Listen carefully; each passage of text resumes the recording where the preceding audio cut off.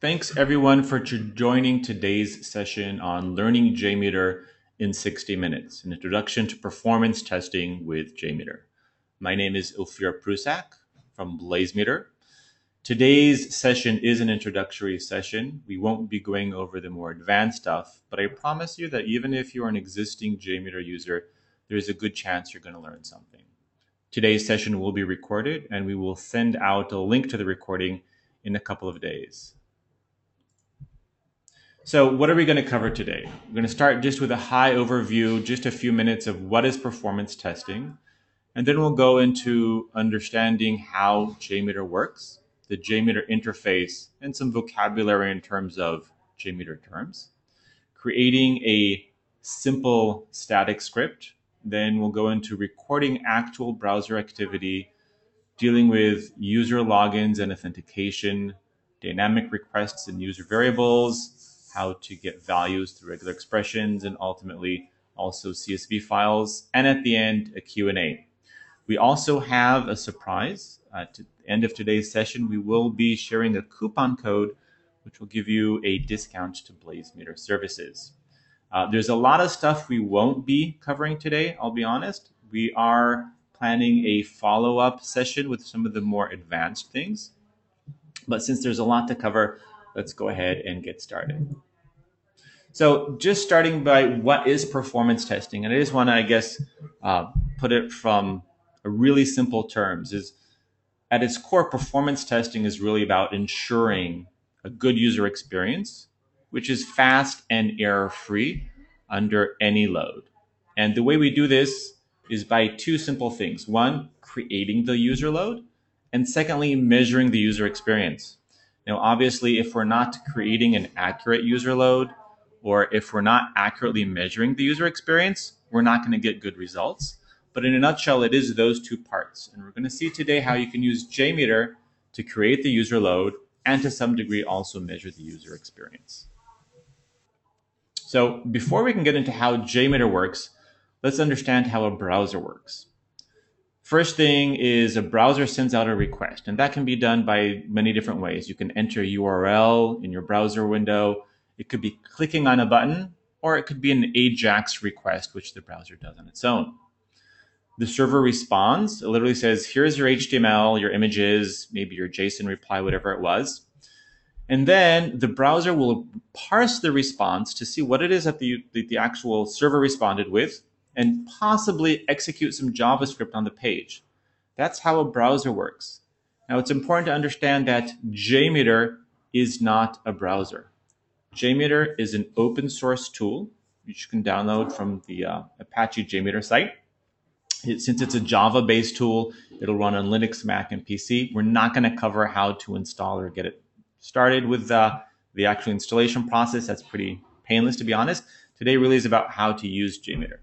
So as I said, JMeter isn't a browser, but it's still a tool. It's still a tool, a software program which is running. So what is JMeter? How does it work? So the first thing, JMeter will send a request. So unlike in a browser, well, that could be you're clicking on a button, hitting the submit form, or doing an AJAX call, JMeter will always send an HTTP request. The whole concept of clicking on a button, it doesn't matter what actually happened in the browser. For JMeter, it's an HTTP request, which means JMeter is talking really kind of at the communication layer. What will happen next is the server respond. In any case, you're making a request, there's going to be a response. But then in terms of that server response, JMeter will optionally parse the response for you. There's different ways we can do that. We can get into a little more of that later. But more importantly, JMeter won't execute the JavaScript. JMeter just is able to take the response, and if you need to have a new JavaScript executed, you need to basically understand what it is that JavaScript is going to be doing and recreate that within your JMeter script.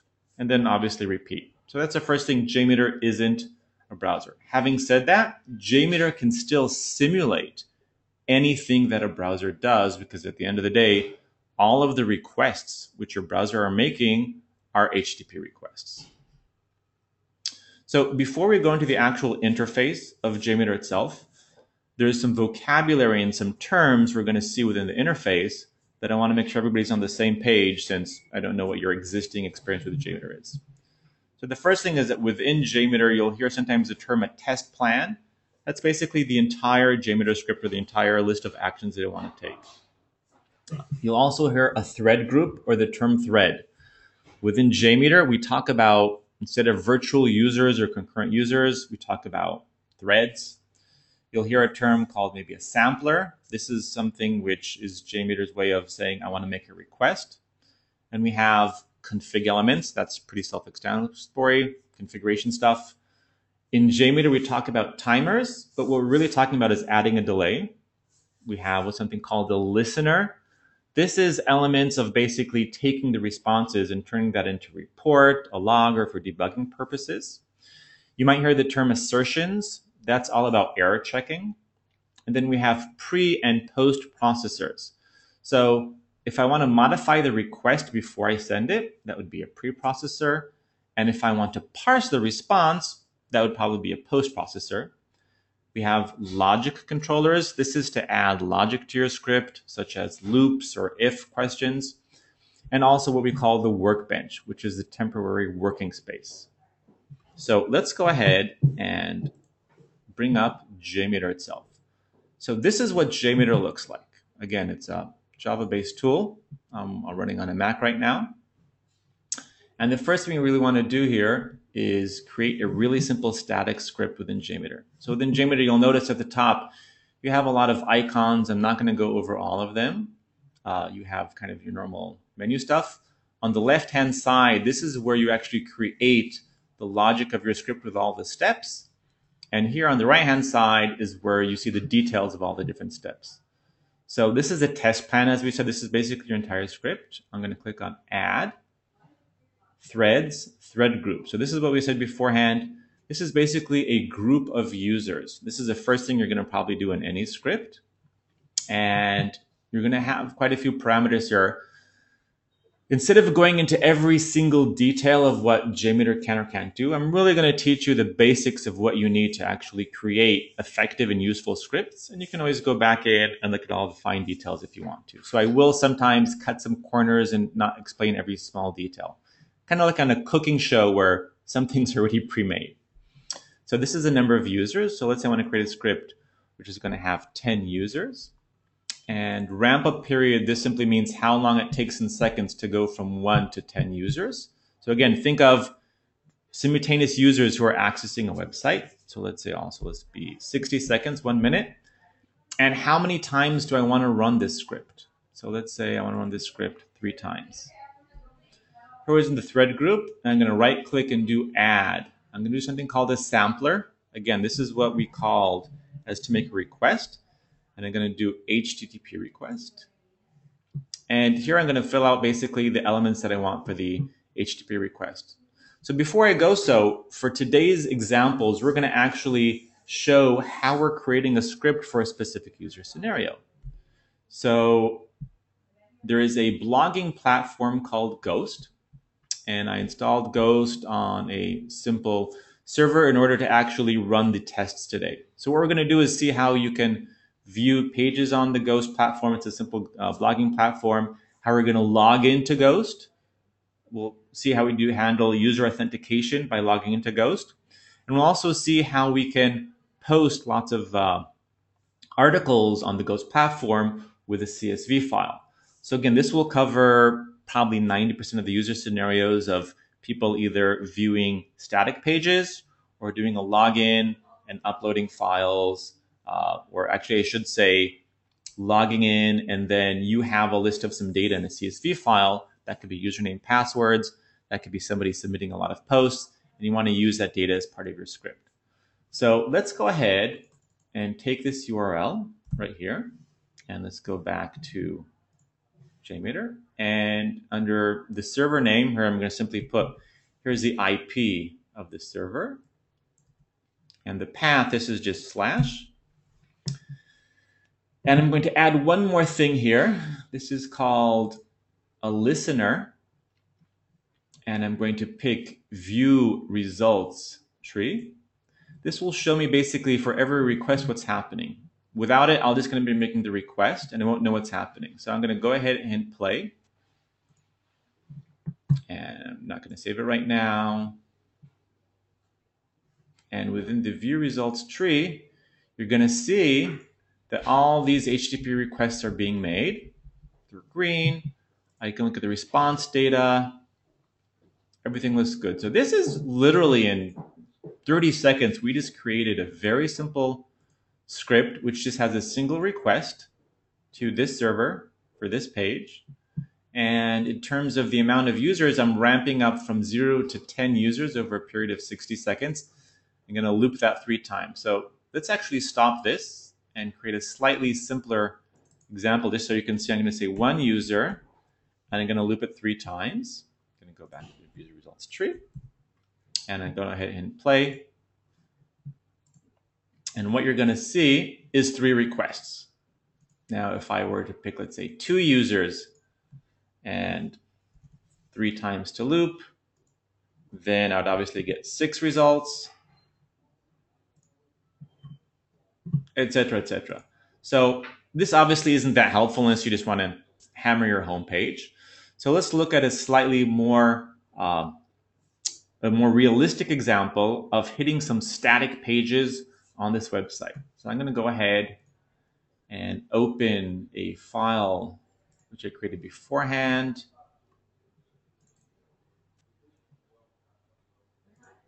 Here we go. And you can see I've also added some additional elements, and we'll go over those in a moment. So obviously, just hitting 3 pages. Here's the first page, the home page, a post for the endive plant and a post for the turnip plant.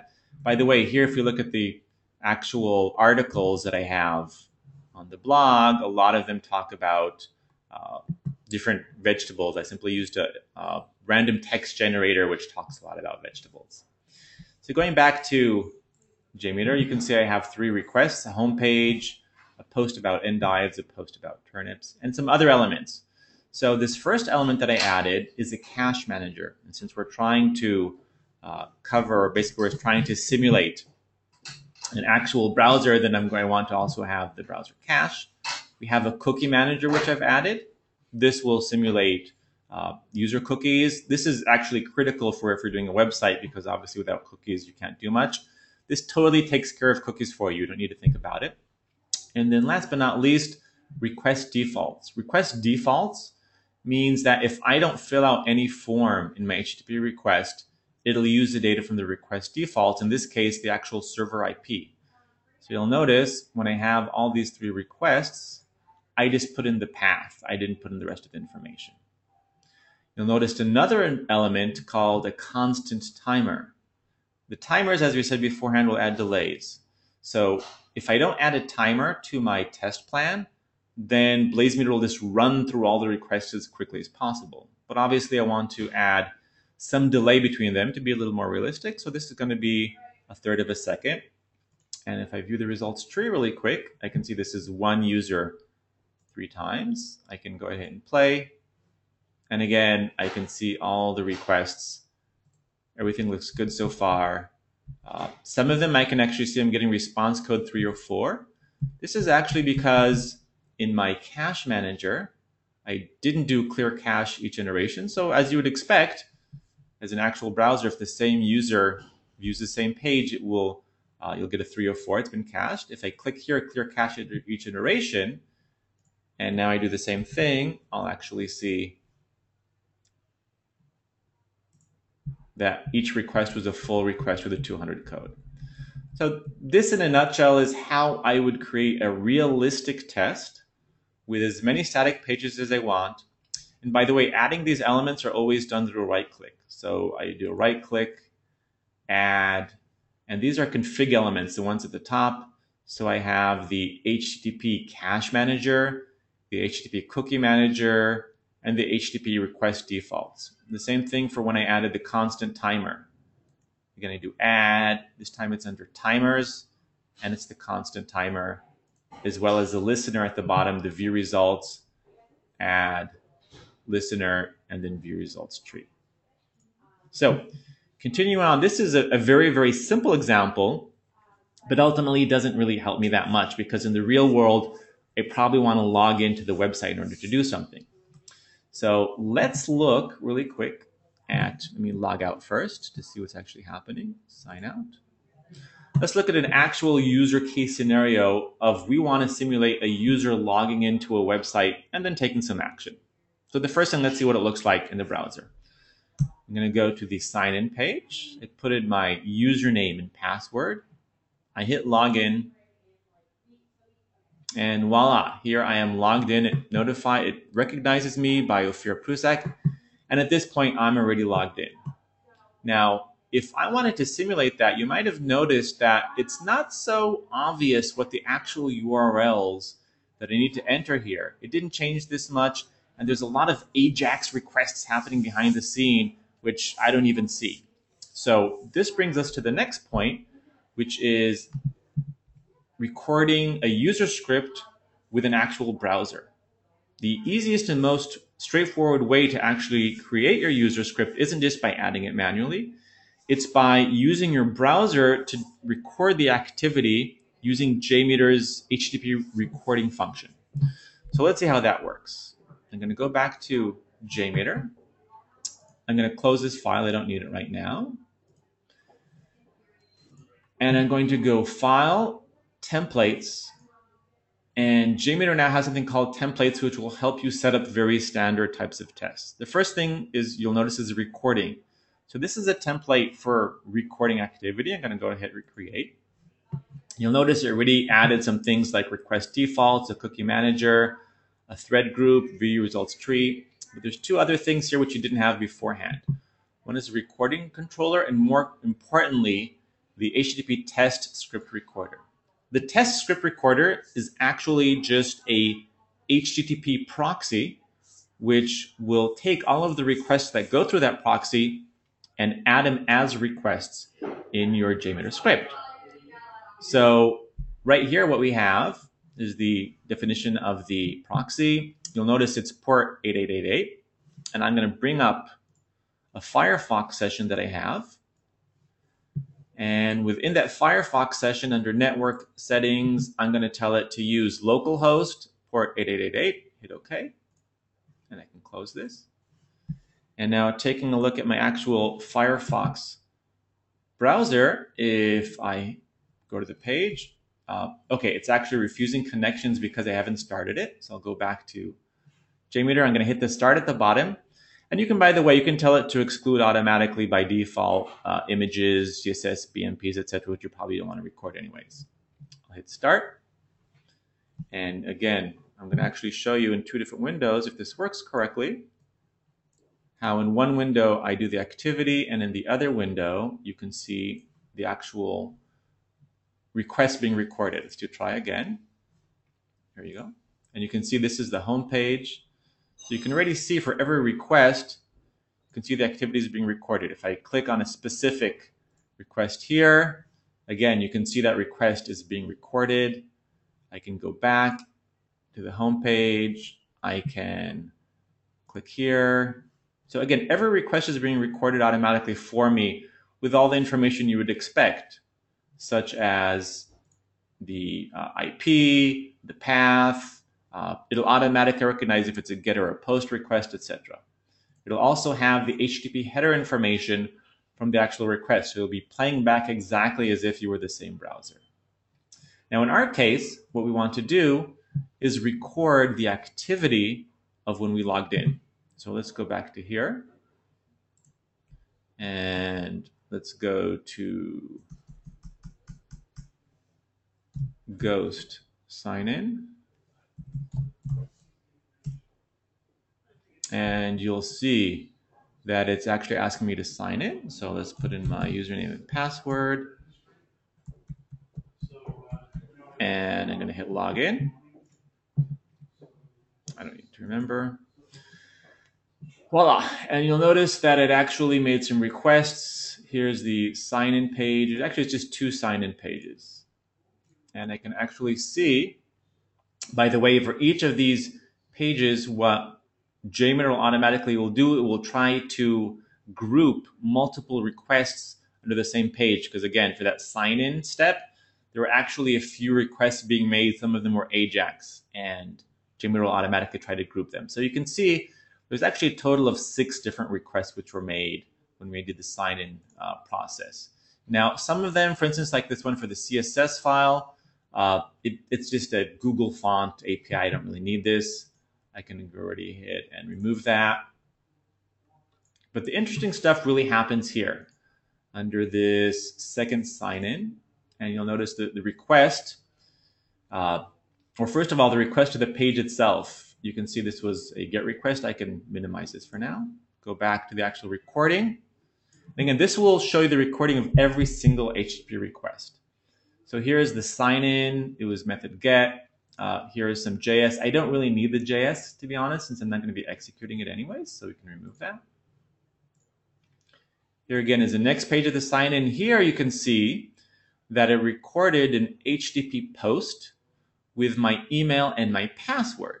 Here my email is ofir.prusik@blazemeter.com, and my password is 123456778. Don't tell anyone.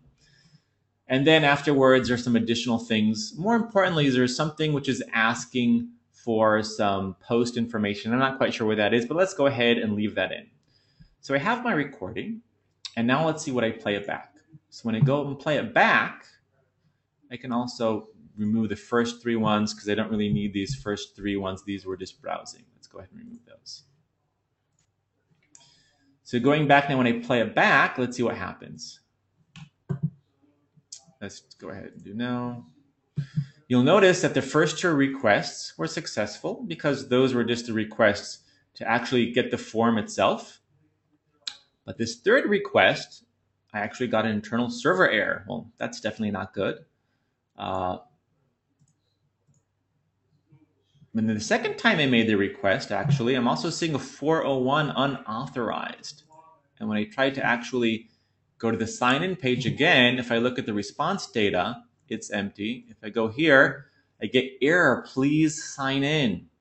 So something definitely kind of tricky happened there, which is usually the case when you're dealing with any type of site which has authentication.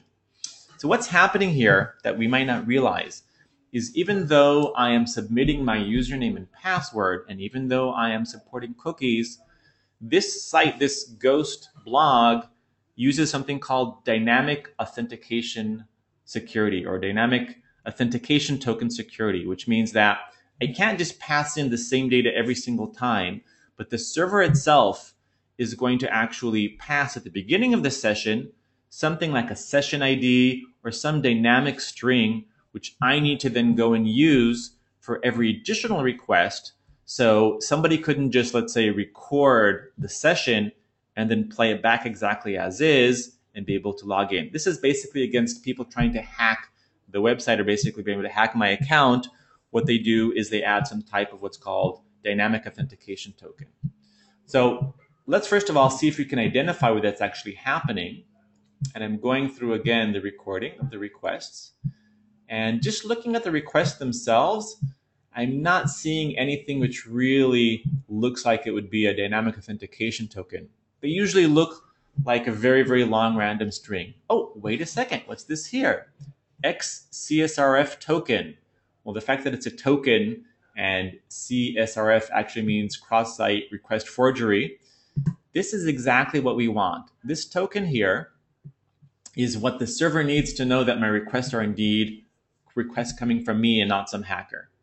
But having said that, I recorded these headers when I went and did my original recording. And so when I'm trying to play them back, that's why I'm getting these errors, because the server says, you can't use the same tokens you used last time. That's a different session. You have to use a new one. So how do I get those tokens in the first place? Well, good question. If we look at the view results tree, and I look at my very, very, very first request, you'll notice that my first request right here to the sign-in page, here we go, the result, which I can see in the view results tree, had within the HTML something called CSRF-param content, and then some really, really long string. Now, this happens to be the same cross-site request forgery token as I had beforehand. So what we need to do is we need to take the response from the initial request we made, look for this string called crf-param, look for the string here, and then pass it into the request afterwards. So here I can see this is HCN blah, blah, blah. When I go and I actually do my request here, I need to pass it into this value here and not just have a static value. So what I can do here is I need to actually get the request. So that brings us to the second part of today's session, which is pulling information from a request and then passing it into a following request. So let's go ahead. And again, I have this from beforehand. I'm not going to do this on the fly. Let's open this file and we'll call this. Okay. So here I have the same request from beforehand. I have the sign-in stuff. These are the same requests. I have my view results tree. But here you'll notice that after the initial sign-in, there's one additional element called the regular expression extractor. So with the regular expression extractor, this is, by the way, what's called a post processor. Post processors, if I go to a specific request, what they do is they allow me to take the response and then do some action on the response. So I would do add post processors, and then I would do regular expression extractor. And here's this regular expression extractor that I just added. I'll remove this one for the one that I really need from beforehand. And I won't go over all the details of the regular expression extractor, but I will say this. The first thing is, where is it that you want to get your data from? Do you want to get it from the body of the response? Do you want to get it from the headers of the response? Maybe the response code, etc. The next thing is, what's the name of the variable that you want to store this in? So the reference name, this is the name of the variable. Then what's the regular expression that you're going to use to cache that information? So here I actually took this meta name CSR param from the actual HTML code from beforehand. And then this simply means this is the first match you have. So what this is telling JMeter is to take whatever is between these two double quotes and put it in a variable called CSR token. And then what I did is in my header manager for the requests afterwards, here we go, you'll see that instead of having a hard-coded value for XCRF token, I'm actually passing in the variable $CRF token. So now what's going to happen is that when I go through and make the requests, it's going to pull in the value from the first time, for the first request, and then pass it into all the times that I need it afterwards. So if I remember correctly, it's also here. So it's actually in a few of my requests. What you can do is if you do a search and replace, or do a search, I should say, you can search for the actual token within your recording and then go and replace in lots of places. So in this case, if I wanted to see everywhere I have it, I could do for search and search for a CSRF token. Here's the dialog box, actually. Dialog box is down here. Just one second.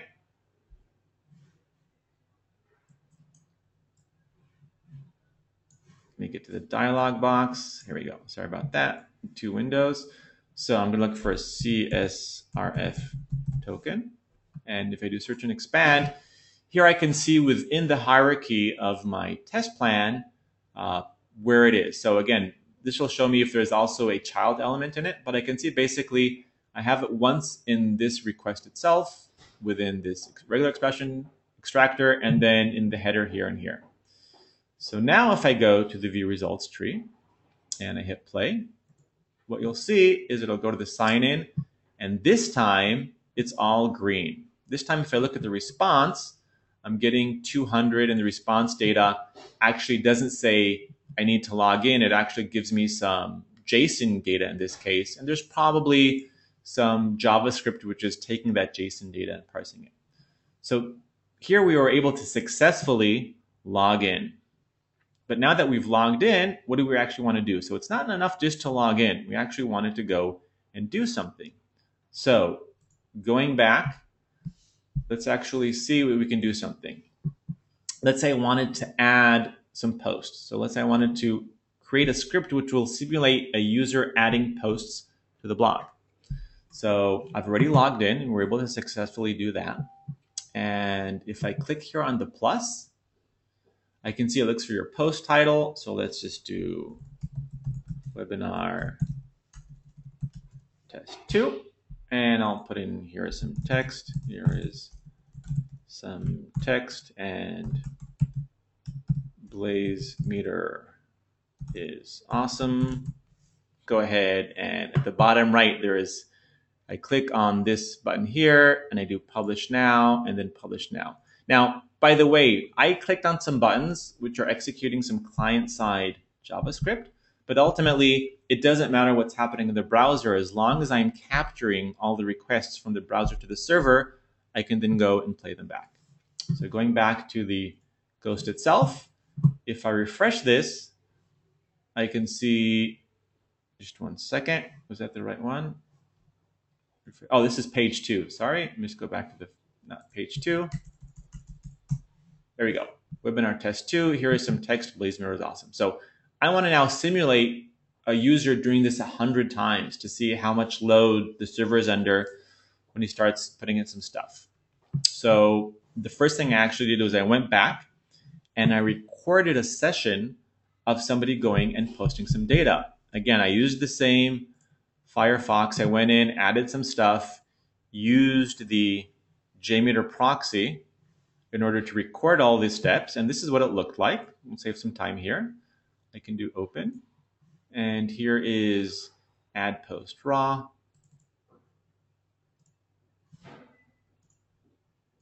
Here is the actual request.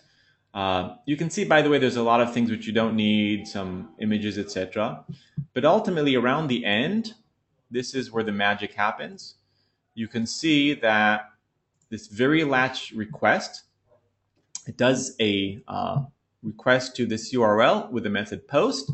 And here is the actual data itself. Now, this is cool because, again, this was recorded from the JMeter HTTP script recording proxy. You don't need to worry about the format, etc. It automatically will identify if it's a get or a post, and with the post bodies, etc. So here I have, and I noticed when I did a post earlier, the post title goes here and the post content goes there. So again, if I were to go and play this back as is, it wouldn't work because I don't actually have the login stuff. So let's do file, open, and let's actually do add post and see what it looks like. So again, I added the cache manager, the cookie manager, and here under the posts, you can see what I did was instead of just having a random post, here I'm adding a JMeter function. So it'll be interesting. This is a function called random string. I wanted to insert some random data. You can learn more about all the different JMeter functions on the JMeter website. Or alternatively, if you go to help, if you go to options, and no, it is under help. If you go to help, there is the ability to get help for all the different functions. It's pretty cool. But you also have the website, which you can always go and look at all the functions. So this is a random string function. And what should happen here, again, I have everything in place. I have the regular expression extractor. I added the ability to have the posts. Here's new post with some random string. Let's go ahead and look at the blog a second. Here's just webinar test 2. And going to the JMeter script, I have one thread, one ramp up, and 3 loops. Let's actually make this to 5 loops, let's say. Look at the view results tree, hit play. You can see the actual login happened, and then I did a post. And you can see this is going to happen 5 times. Everything is green, so that looks good. By the way, what sometimes you'll see is that one request will automatically make additional requests.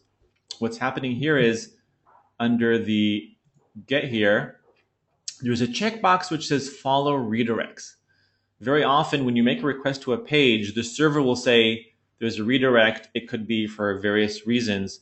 Whatever that reason is, you're telling JMeter to automatically redirect to the page it needs to redirect, which is why we're seeing here what's called a child request. These are totally automatic. So everything looks good. These are happen to be 3 or 4s. But ultimately, the most important one is when I actually do the post at the end, response code OK. Here's response data. This looks like everything was great. And most importantly, if I go to the actual blog itself and I hit refresh, you're going to see 5 new posts where the post title is a random string. So that's really cool. But that brings us to the part of, okay, well, what if I want to use CSV data? So instead of just having to either use a random string or some static content, I want to have a list of data from a file and actually use that for my script. Now, that could also be usernames and passwords.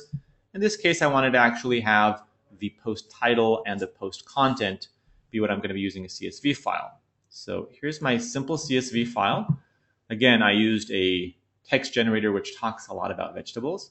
But you can see I have the title, comma, and then the content. So let me actually delete this. Okay, title, comma, content, save it. And I have 3 different articles which I want to add. So going back this time to the JMeter script, this time I'm going to add something called a CSV dataset config. So as always, I simply go to the thread group, add config element, CSV dataset config. And this will basically allow me to define what the name of the CSV file is and also what the fields are. So let's go ahead and open one which I created beforehand.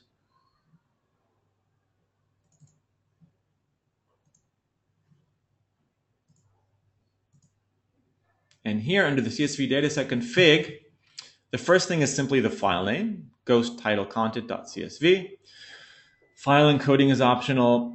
Here you enter the names of the variables that you want to push the data in the same order as they are in the CSV file. So in this case, title, comma, content.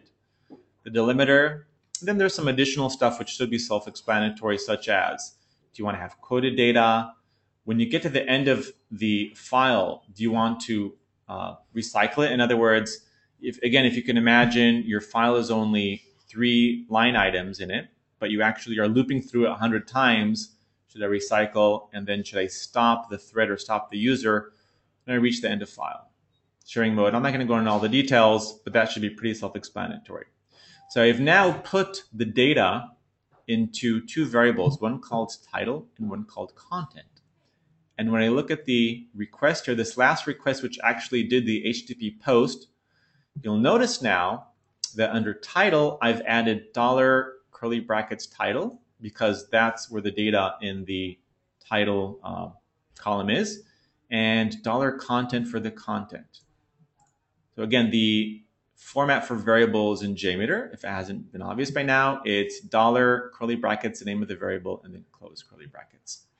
So now let's go back here, and I have 10 loops. I can go to view results tree. Let's hit play. Again, I'm logging in, going through the whole process, doing the post. Technically, I probably don't need all of these steps. In other words, there's probably some requests which I recorded, which technically the script would work without. But just for the sake of keeping things simple, I just left them in. And that looped over 10 times, and I'm almost done. I can do, by the way, scroll automatically here, which will automatically scroll when I get new requests in. I can click on any one of them. As always, look at the response data. Here, do request, see what's going on, etc., etc. But most importantly, here I can see the post data. So here I can see the actual what the request was, what the response was. Everything looks good.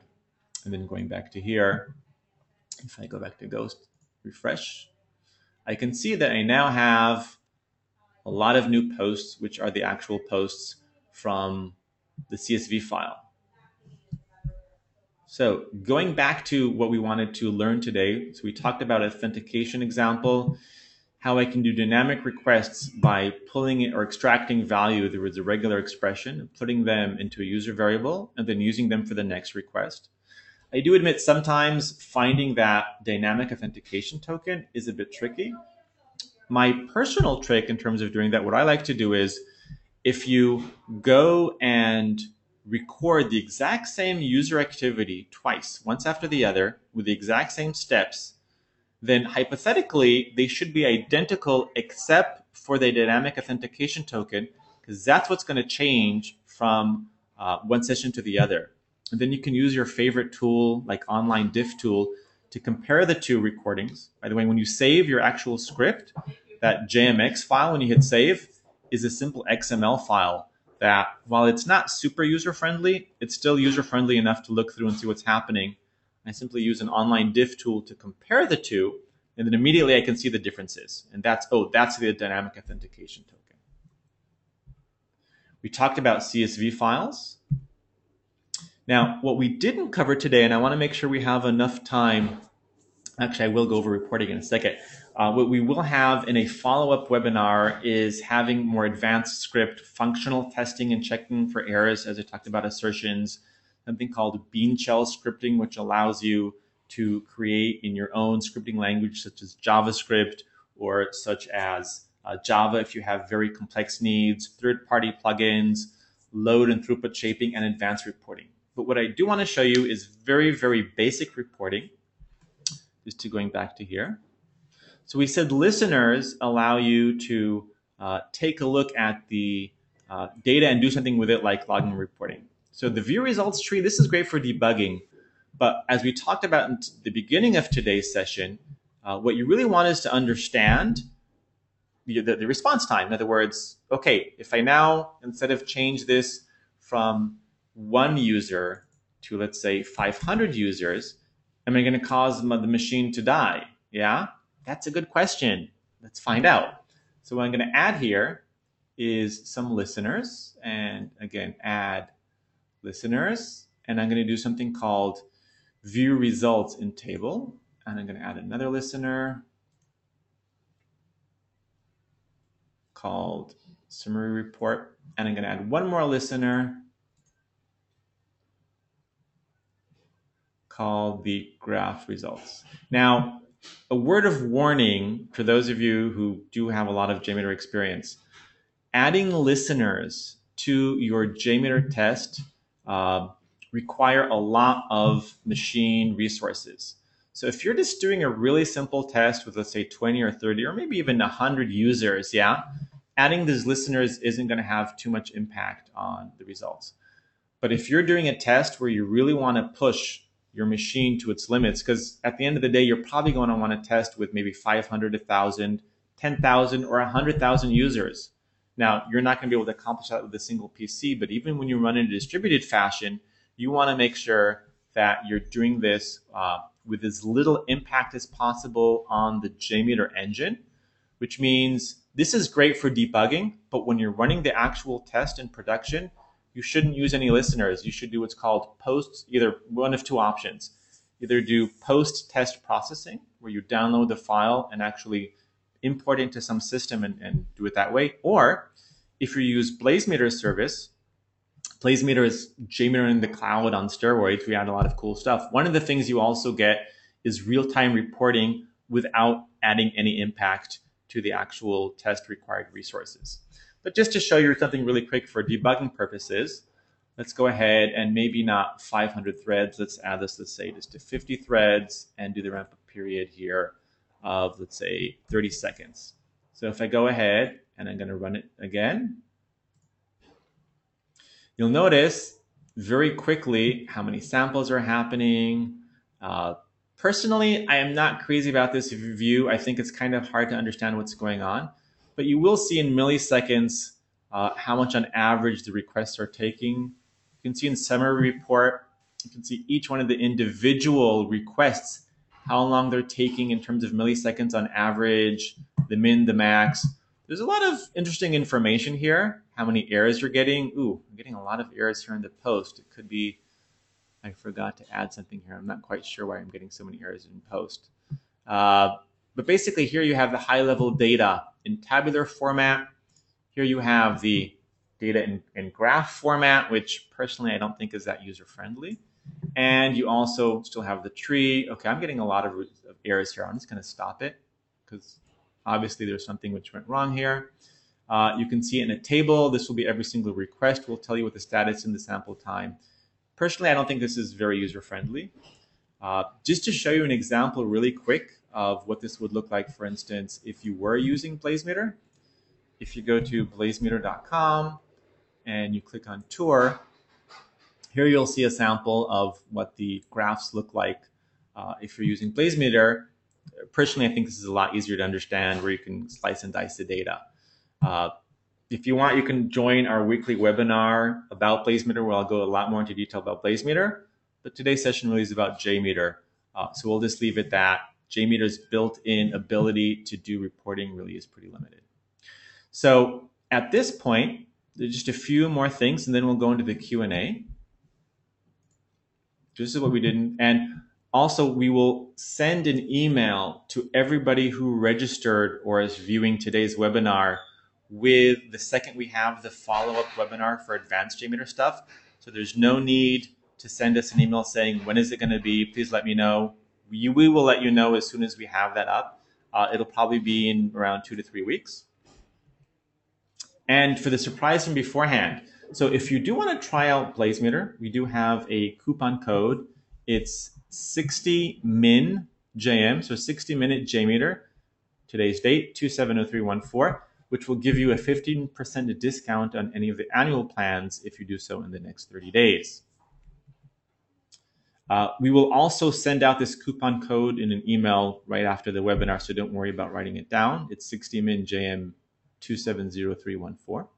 Since we have about 10 minutes left, let's go ahead and go into some Q&A. So what I'm going to do is go through all over the questions that people had.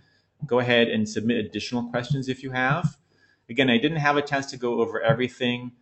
There's lots of great information both on the official Apache JMeter website, though sometimes it can feel like an encyclopedia, to be honest. There is also Stack Overflow if you have specific questions. BlazeMeter, we ourselves very often answer questions there. And there's also, and this is my favorite, the official BlazeMeter blog. We will very often, if you go to our blog, we will very often blog about lots of cool stuff in JMeter itself. So things like Windows authentication, how to run tests of 50K users, WebSocket testing, templates, memory usage. There's a lot of really good stuff here on our blog. As well as if you go to resources, we have a knowledge base, which also has a lot of great things about JMeter. So now let's go ahead and go through the Q&A session. As I said beforehand, a lot of people talk about the specifics of features which we're not going to cover. So like I said, we're not going to cover Bean Shell. That will be recorded in advanced stuff. In terms of AJAX calls, so like I said, if you're capturing with the recorder, it will also record all the AJAX calls. Just going through the Q&A. So somebody's asks about filters. I'm not quite sure to do that. I think ultimately just you should be very aware that all of the things you're doing here in terms of your recording, whatever, JMeter, I'm 99.9% sure that JMeter can do it. And again, we're not going to be able to go over everything. But just for instance, when you're actually doing a recording, if I go here, File, I get Templates and pick the recording templates. For instance, you can filter out what URLs to include or exclude. So for instance, you would exclude any request which is to a third-party analytics or something like that. Alain is asking about playback using IIS logs. That's an excellent question. There is a Apache log playback ability. From my experience, it works fine. One thing you should really be aware of, and this is something which is very fundamental in terms of JMeter. Everything we've talked about so far talks about adding users and also adding a delay between users. But one of the things we're going to be talking about in the advanced is what if I don't want to test based on users? What if I want to test based on 10 requests per second or 50 requests per second, and I need to know how many requests per second my app can handle? That's something which is going to be covered in the advanced. Specifically regarding playback of IIS logs, I would highly suggest you do a search for JMeter playback IIS logs, and you'll probably get a not bad answer. I myself answered some similar questions on Stack Overflow a few weeks ago.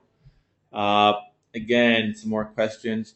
So somebody asks an excellent question about what's the difference between BlazeMeter and JMeter. That's an excellent question. I'm going to go ahead and just take 2 minutes to tell you a little more about BlazeMeter. So BlazeMeter basically allows you to take your JMeter tests and then run them in the cloud. So one of the things which we didn't really talk about is, well, what if I need to simulate 5,000 users? You're not going to be able to simulate 5,000 users from one machine. Uh, in reality, depending on the actual machine you have, you might be able to simulate between, let's say, up to 1,000, maybe slightly over 1,000 users. So the question is, what happens when I need to simulate 5 or 10,000 users? You do need to then execute your JMeter script in a distributed fashion. Now, you can try to do this yourself. It's a lot of headache and it doesn't scale. Or you can use a service such as BlazeMeter, which allows you to do something as simple as when I click to add test, I can now take my JMeter script, which I wrote beforehand. I simply upload it and under JMX files. And let's say this one, for instance. And here I can define how many users I want to run this test. So what BlazeMeter does is it automatically will take your script and distribute it among multiple physical servers in the cloud for you. And then you get this cloud-based server farm, which can run your test for you. This specific account actually supports that I'm playing around with 60 engines in parallel. So you could test up to 60,000 concurrent users. BlazeMeter does have the ability to run up to 500,000 concurrent users, which, believe me, is a lot of machines. And then there's some other cool stuff. Like I said, the reporting, we have integration with tools like Jenkins and tools like New Relic. I'm not going to go over that right now. That will be in the advanced session. But the main difference is that Git is to GitHub as JMeter is to BlazeMeter. We run JMeter in the cloud on steroids with a lot of cool features. Regarding APIs, somebody asked, again, it's exactly the same. When you make a request to an API or a request to a web page, it doesn't matter. You're still going and doing an HTTP request. You do have within the request, though, something called a sampler. There's something called, I think it's a SOAP XML, or depending on what you need, it might not be a simple HTTP request. You might actually have a SOAP request. There's also some third-party plugins. One thing which I forgot to mention, or we mentioned in the more advanced stuff, is there are third-party plugins which will also add to the ability of JMeter. Excellent question by Vidali about mobile testing. Excellent question. So in the same way that we use the recorder today to record the user traffic from a browser, we can do the same thing with a mobile device. And I actually had a webinar about a month ago specifically about how to test with mobile. In the follow-up email, I'll send a link to that webinar. Again, some people ask about new versus old stuff. There will be a follow-up which is more advanced. I will send a link about the mobile webinars.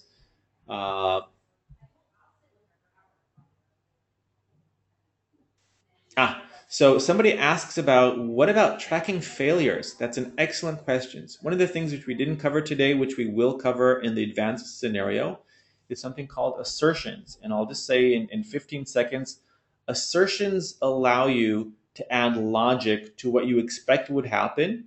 And if it didn't happen, raise an error. An assertion can be based on the response time. So let's say if a response took more than 3 seconds, then I want to raise an error. Or it could be based on the content of the response, such as response assertion. So I'm not going to go into this, but basically it allows you to say, if something didn't happen, that I want to be considered an error. Somebody asks about the cache manager. Does it use the eTag header? Yes, again, you have all that stuff. You have all those things. Again, you can look into the specifics. To be honest, if you go to apache.org and look at the jmeter.apache.org, and they have a very detailed, let me just do it here real quick. Go back to JMeter and get rid of this one. Simply do a search for JMeter. Here we go, JMeter. And if you go into the component reference, this is kind of like an encyclopedia, but it'll explain every single element. For instance, when we talked about the cache manager, it'll also talk about e-tags, etc. Everything you should want to know, it's all here. It's a bit like an encyclopedia, but all the information is there. So again, somebody asked, what about cloud-based applications? Yes, it doesn't matter where your application is. You can test it with JMeter as long as you have connectivity from the machine you're testing it with to your application. You can test it with JMeter. Okay, somebody asked a little more about static files again. In terms of static files, and this is something which I should actually show here in terms of the report. So if I go really quick back to BlazeMeter, uh, and what admittingly we didn't cover fully today is that other half of that first slide where performance testing is about creating the load and it's about measuring the response. Now, admittingly, I have to say JMeter doesn't do the best job of measuring the response.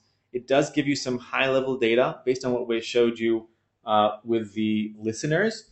But again, my personal preference is to really understand the responses here based on a graph like this, which will show you based on how many users you had, what the response time was. Now, should you or shouldn't you include static files?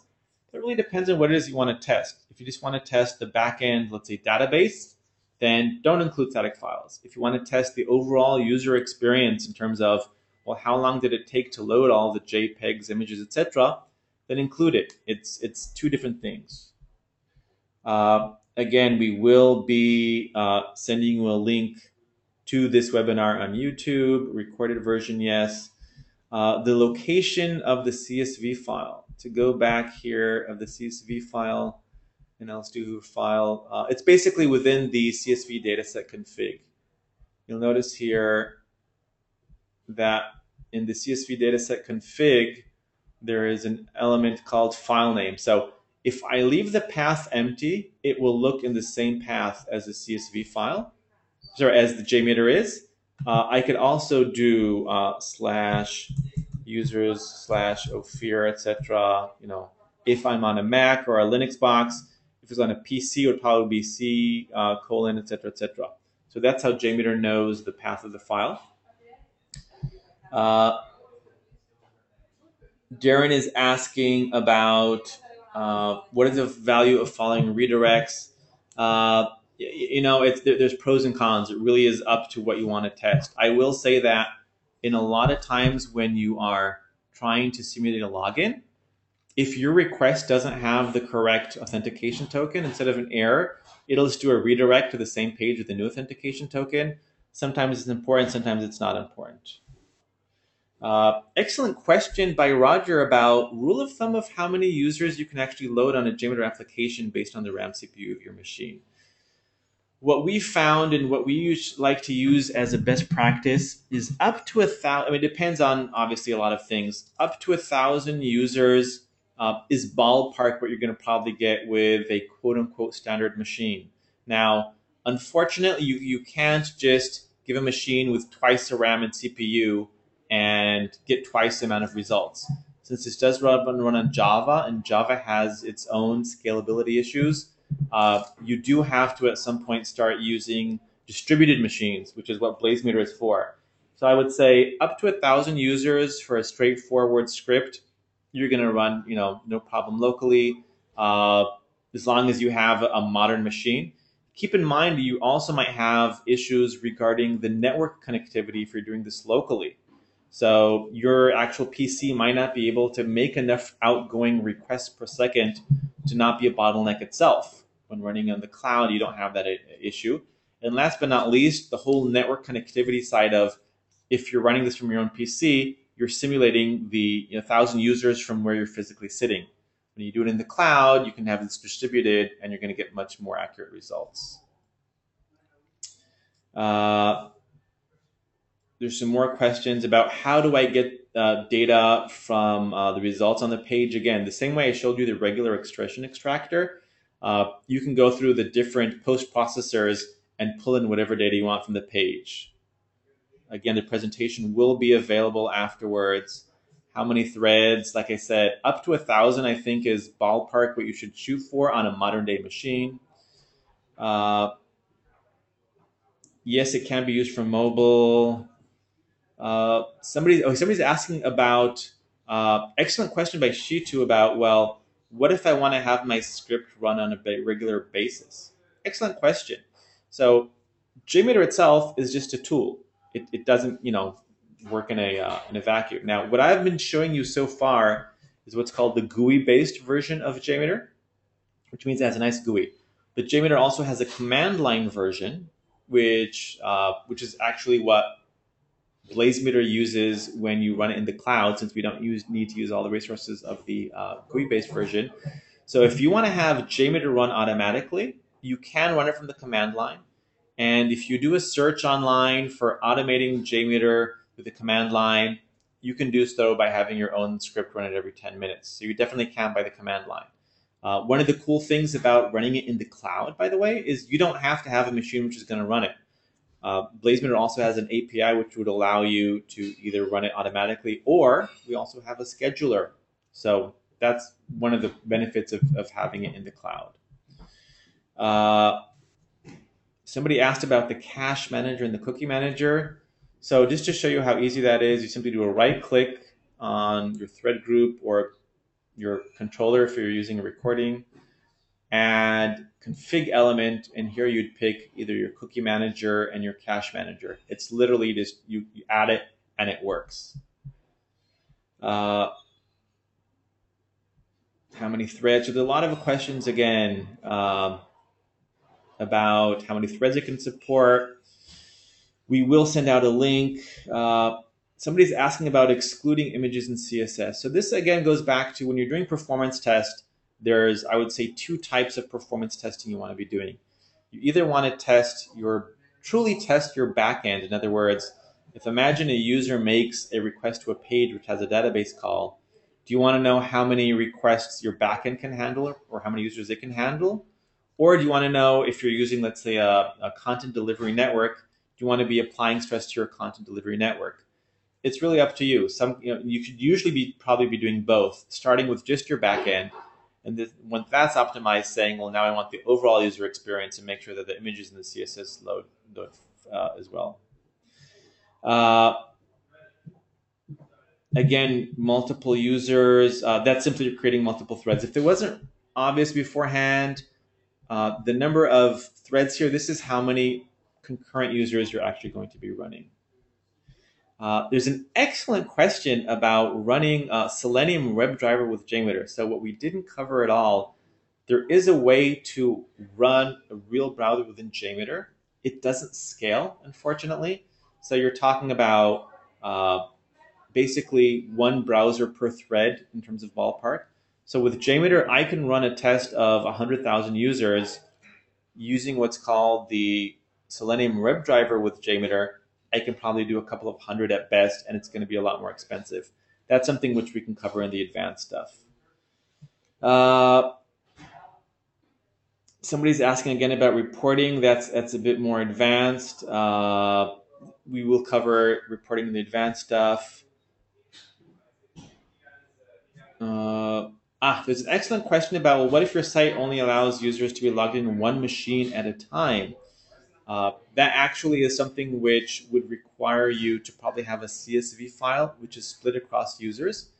And that's one of the really cool features here. If I go back here and do add test, BlazeMeter actually has a feature which will automatically split your CSV files across the different load servers. So again, imagine you're running a test in the cloud on BlazeMeter with 20 servers, but you want to make sure which have a username and password. You want to make sure you're not logging in as the same user on different machines at the same time.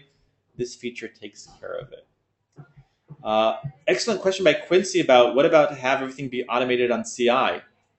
So if you're using a tool like Jenkins or TeamCity or Bamboo, BlazeMeter does have a plugin which will allow you to do that.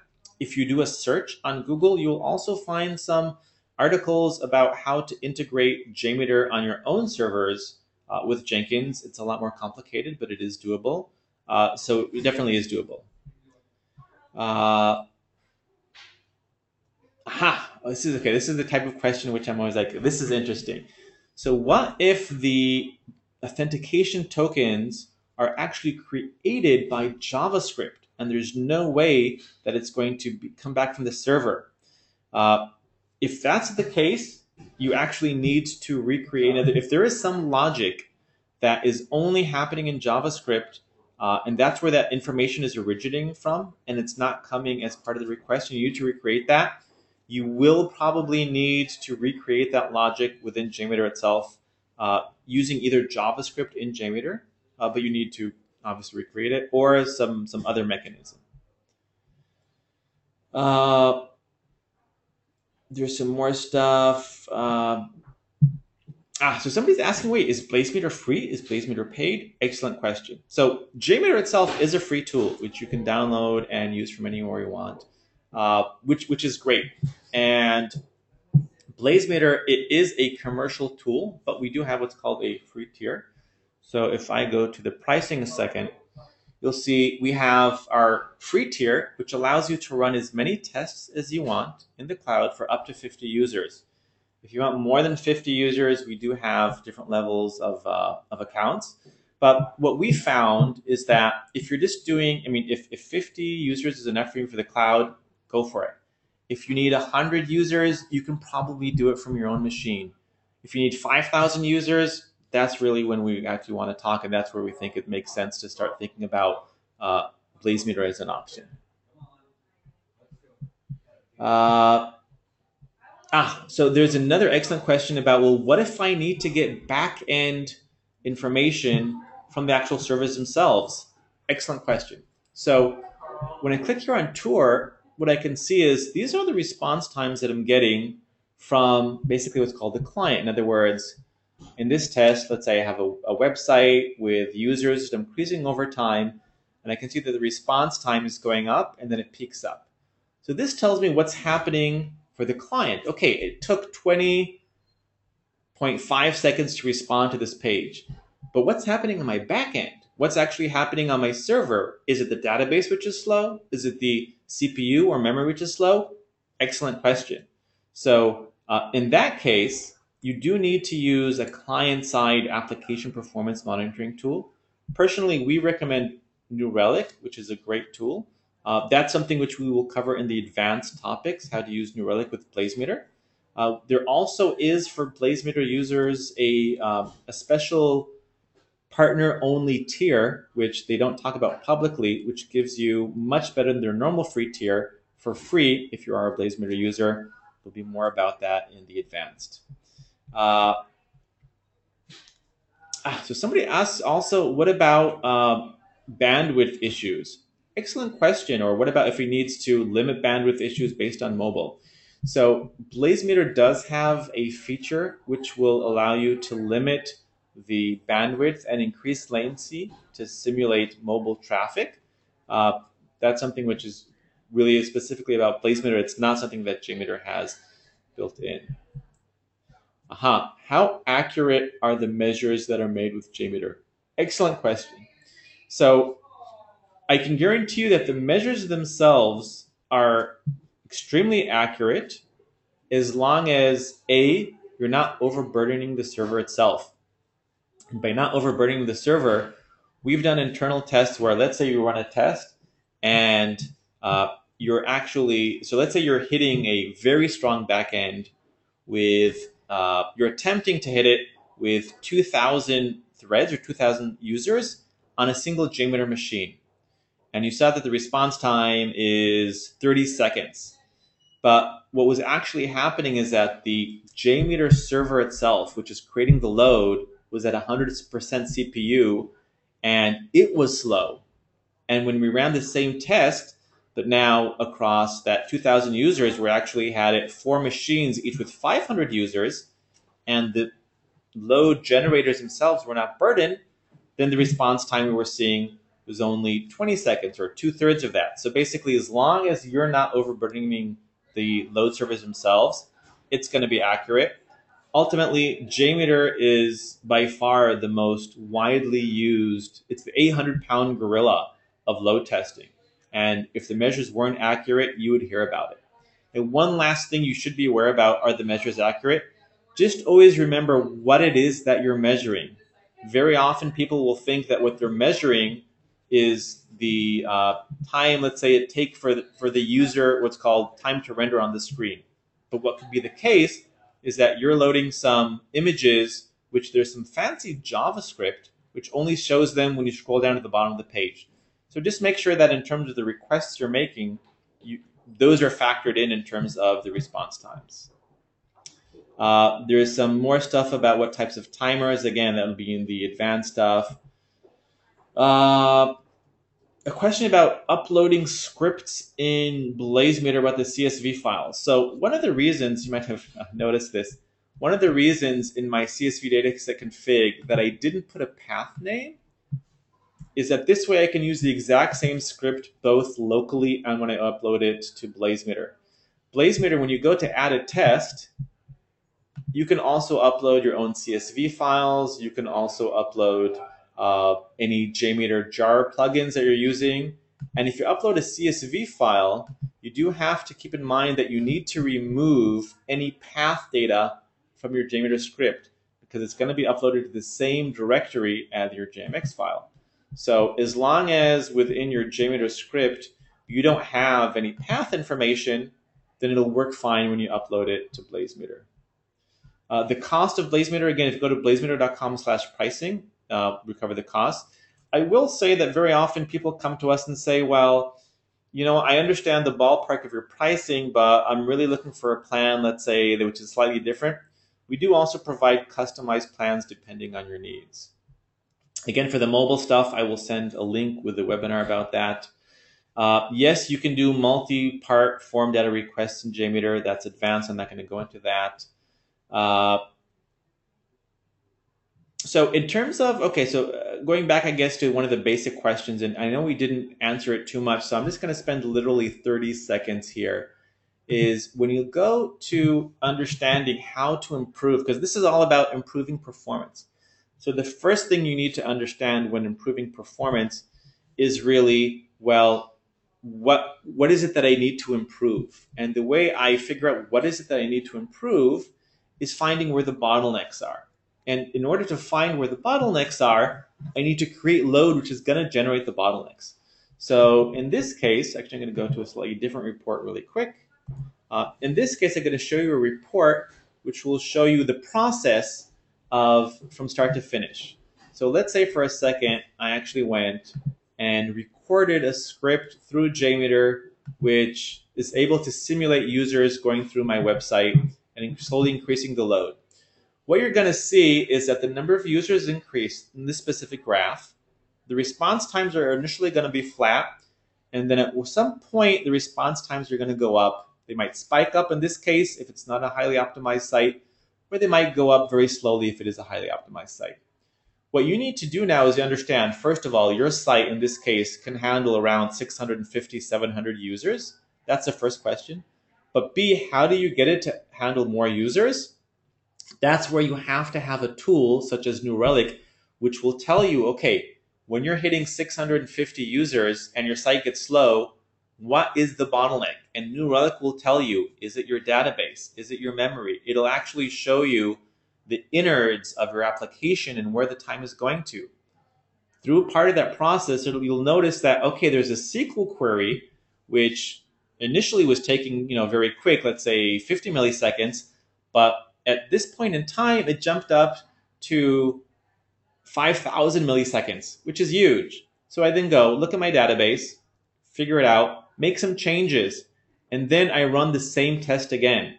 And the second time that I run it, I'm going to basically see if I indeed improved or didn't improve the performance, and repeat. So it's run the test, make a change in your backend, look at the results, and repeat. So there's actually a question, and yes, we will also have a detailed session about report analysis. How do you actually find where the bottleneck is? Excellent question. Again, I'm not going to go into Selenium. That is covered, will be covered in the advanced stuff. Uh, Also talking about the bandwidth of the internet also increases. So I guess what I was saying beforehand, make sure that the bandwidth of your connection is not limiting your test. If you're doing it from your PC, I know at home I have cable modem, which has great download speed, but not great upload speed. And when I do some testing from home, I know I'm actually limited by my own cable modem. Uh, Cookie managers that required for login authentication, I would say 99% of the time you should always be using Cookie Manager. Regarding listeners, that'll be in advanced .NET applications. JMeter can test any application. It doesn't matter what the backend is. I think that's a big misconception since JMeter itself is written in Java. It's just the tool itself. It's like saying it doesn't matter what technology Chrome is written in. You can access any website. So you can test anything which ultimately can talk HTTP. You can test with JMeter. Regarding Linux, that's beyond the scope of this question. Can you test video sites with JMeter? Excellent question. The answer is JMeter really isn't the best solution for testing video streaming, and I'll be a bit more specific. If you need to test RTMP or MTMP streaming, or I forget if it's RTMP or RTMP streaming, JMeter isn't the best solution since JMeter really is built about HTTP protocol. There are plugins for third parties such as video streaming, but from my personal experience, if it's HTTP based, JMeter is for the win. If it's not, you can usually get it to work, but it's not usually the ideal solution. Some more stuff. There's another question about what about all the content that's referred in the source code of the HTML? That is something I'm going to show you really quick since it is kind of basic and I forgot to mention it. In these HTTP requests, which I have here, at the very bottom you'll notice there's a little checkbox that says retrieve all embedded resources. So while JMeter won't parse the HTML in the same way that a browser would, and it definitely won't run the execute any JavaScript, it does have a pretty good parsing engine which will look for links to resources within your HTML files. So if you have a straightforward website which includes some images, some CSS files, maybe even some includes just some JavaScript, you can still tell JMeter to retrieve those resources to get a more realistic load and more realistic response times from your requests. So that's what this does here. Minimum RAM for load generation machine, I would say, at least realistically depends on what you want to do. I mean, if it's a modern day machine with, let's say, 2 gigabyte memory, you can do some testing. From our experience, I would say 8 gigabyte RAM is usually the sweet spot if you want to do testing. That's what we found is the best kind of trade-off of memory versus how much you can do. Does JMeter handle NTML authentication? Again, for all these, what it does or doesn't handle, I don't have time to go into everything. I will say that there are plugins for almost everything out there, for OAuth, for Windows authentication. I remember we actually have in our blog even recently talked about Windows authentication. There probably is a plugin for whatever authentication you want. There is a Selenium integration with JMeter, which I'll talk about in advance. What if the CSV has more than 2 columns? If that wasn't clear, you can add as many columns as you want. You can even have 50 columns. You can basically put whatever you want there. If it's 50 columns, just put in 50 variables. So somebody's asking about what if it's not web-based, like a Windows application or iOS-based application. So JMeter is about testing a backend. So I don't care if it's an iOS application or if it's a Windows native application. If that system makes an HTTP call to any backend, you can test the backend. You're not going to be, if you have a bug in your iOS application, which is just a front-end bug, you're not going to see it. But that's what JMeter is for. JMeter is really about creating load on your backend. Somebody asked about Wireshark and JMeter. Actually, if you send an email to support@blazemeter.com, it is possible, but talk to us about that.